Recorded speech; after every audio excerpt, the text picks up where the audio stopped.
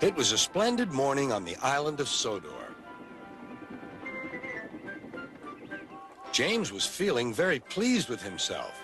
His red paint gleamed in the sunshine as he sped along the line.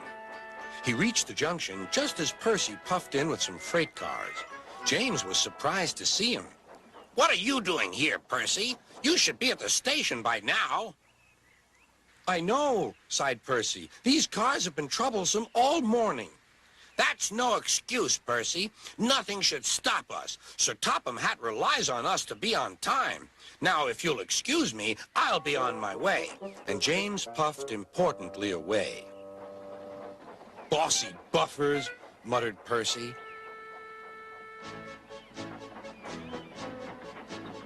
James arrived at the harbor. It was market day. The harbor yard was filled with the sweet smell of fruit from faraway lands.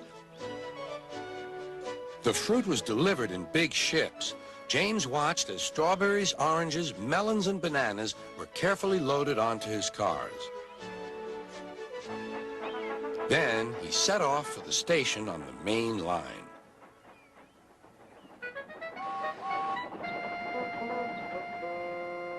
On the way, he met Thomas. Really reliable. That's me, panted James. Pity the same can't be said for Percy. Goodbye. What was all that about? Gasped Annie and Clarabelle. That was trouble. Trouble for James. Just wait and see.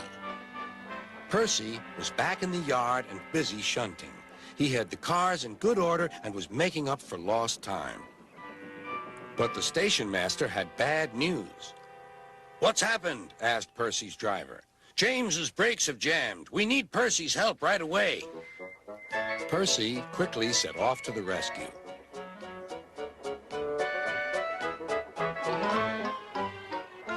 James was stuck on the line and looking glum.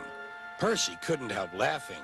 Got yourself in a bit of a jam, eh, James? A sticky situation? Be quiet. It's not funny having jammed brakes. And not very reliable either. I'm surprised you let it happen, James. Nothing should stop us engines. That's enough, Percy, said the driver. Can you push these cars? Of course I can. There's no time to lose. James has done too much of that already. James angrily hissed steam as Percy was coupled to the cars. Off we go, said Percy. I'll have to go fast to get there in time. Those big engines are so unreliable. Be careful, Percy, called his driver, but Percy was in a hurry.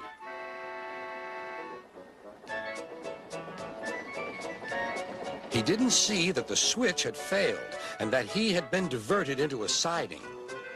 Look out, Percy, shouted his driver and applied the brakes, but it was too late.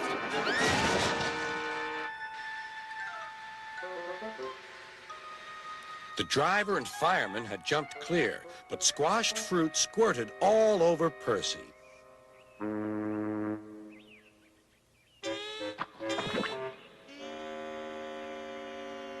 Sir Topham Hatt arrived. Percy, you are not to blame for the switch failure, but I do not run a jam factory. Yes, sir. No, sir. And Percy squelched sadly away. That night, the shed was silent.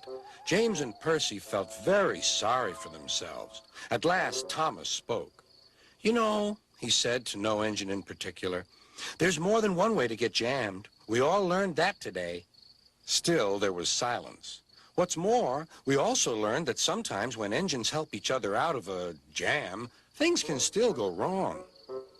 So, said a voice, so that means we learned a lot today, and therefore... Then came a chorus.